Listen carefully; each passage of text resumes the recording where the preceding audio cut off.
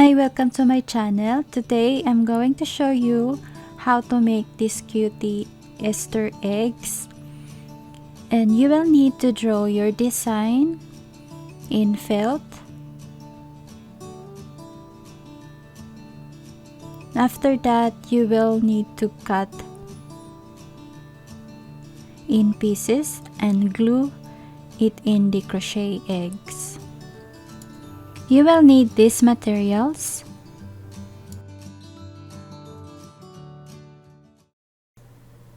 round 1, you will do a magic ring.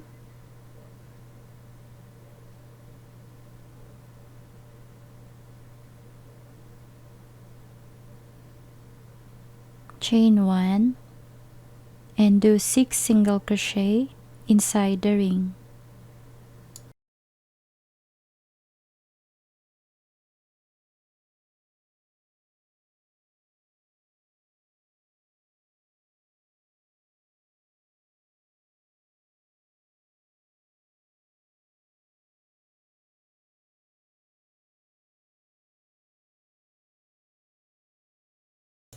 Once you have 6 single crochet, pull the tail of the yarn. For round 2, do a increase or 2 single crochet each of the chain for 12 single crochet.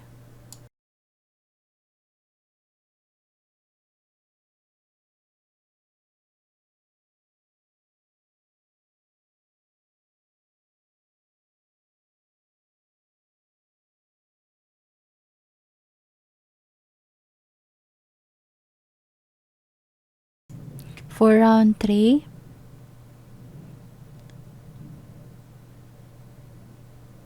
do a single crochet in the first chain and mark it with a stitch marker, and then single crochet in the next and increase in the next, or 2 single crochet in the next. Repeat single crochet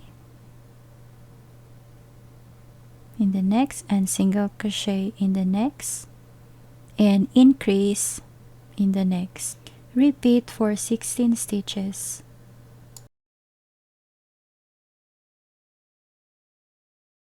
For round 4, remove the stitch marker and single crochet in the first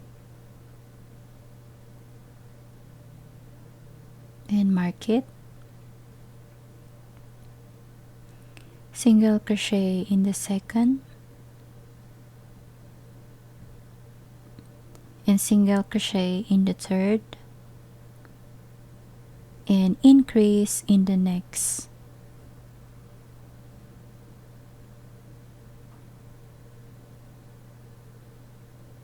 Repeat single crochet 1, single crochet 2, single crochet 3, and increase in the next. Repeat this for 20 stitches around.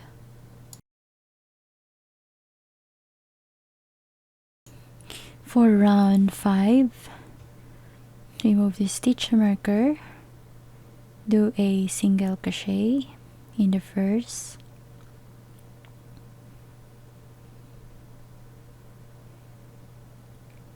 single crochet in the next, single crochet in the next, and increase in the next. Single crochet in the first, in the second, in the third, and increase in the next. Repeat. And once you are at the end, you will do a 4 single crochet. 1, 2, 3, and 4 single crochet.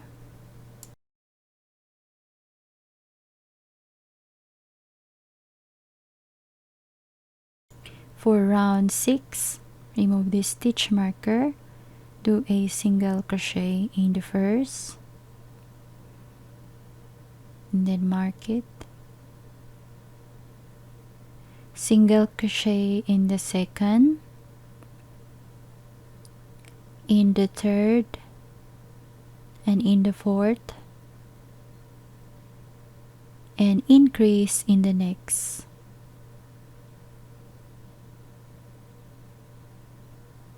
Repeat single crochet 1, single crochet 2, single crochet 3, and single crochet 4, and increase in the next, or 2 single crochet.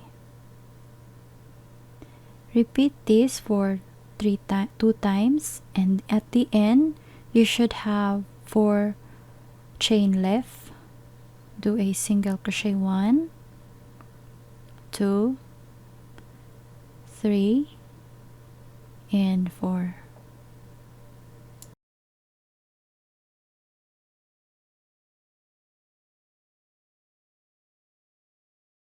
For round 7,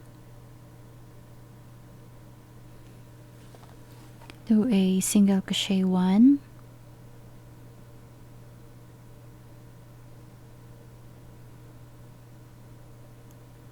single crochet 2, single crochet 3, 4,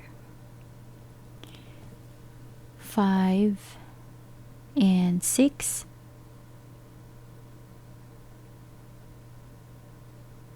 and increase in the next. Repeat this for 3 more times, for 32 stitches around. For round 8 and 9, just do a single crochet each of the chain for 32 stitches around.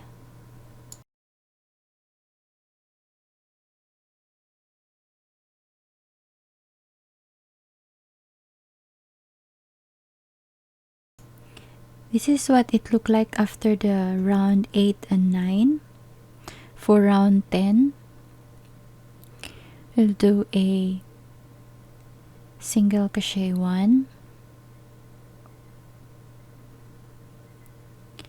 single crochet 2, 3, 4, 5, 6, 7, and 8, and decrease in the next. Insert your hook in the front loop only, and insert your hook in the front loop only in the next chain. Yarn over, pull through 2, yarn over, pull through 2, and that's the decrease. And after, do a 4 single crochet 1, 2, 3, and 4, and decrease in the next. Insert your hook in the front loop and insert your hook in the front loop in the next chain, and decrease, and repeat 1, 2, 3, and 4 single crochet, and decrease in the next.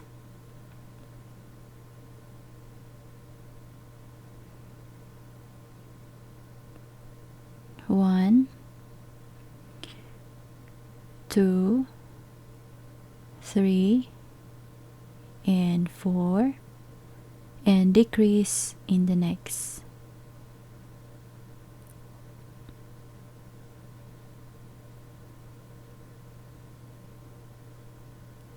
And after, you will have 4 chain left. 1 single crochet, 2, 3, and 4 single crochet.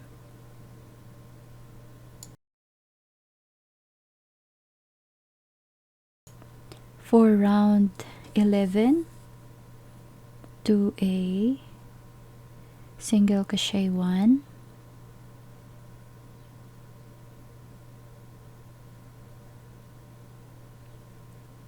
single crochet 2, 3, 4,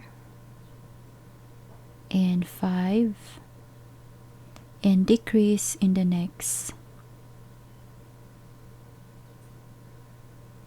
Repeat this for 3 more times for 24 stitches around. For round 12, do a single crochet each of the chain for 24 stitches around.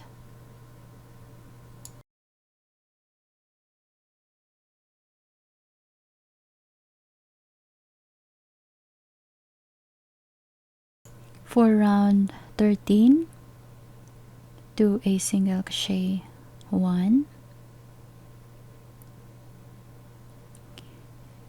2, 3, 4, 5, 6, 7, 8, and 9, and decrease in the next.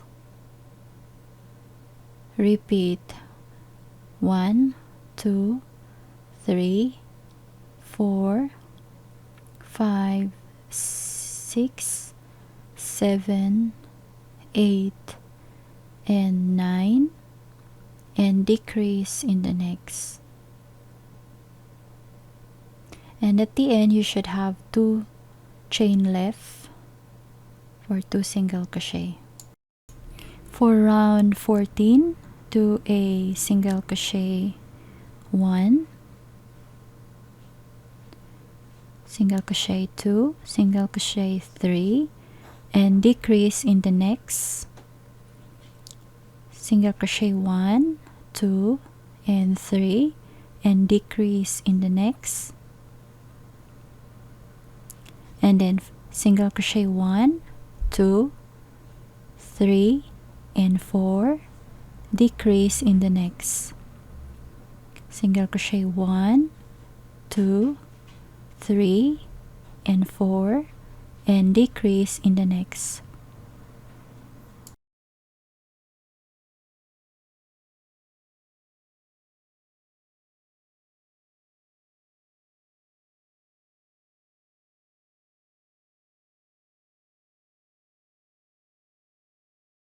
For round 15, do a single crochet 1, 2, 3, 4, 5, 6, and 7, and decrease in the next.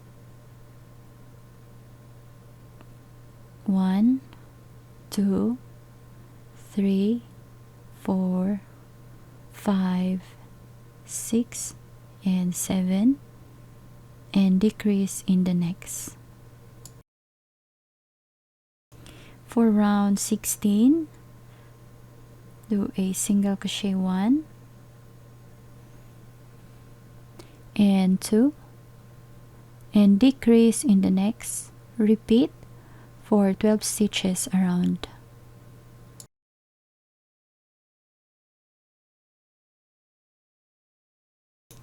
Once you have 12 stitches around, cut the yarn, pull this tail, and take your darning needle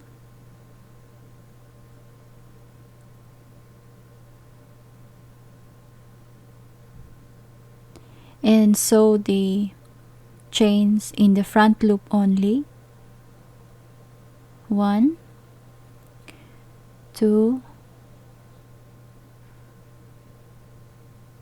3, 4, 5, 6, 7, 8, 9, 10, 11, and 12, and then pull, and then hide the extra tail, and that's it.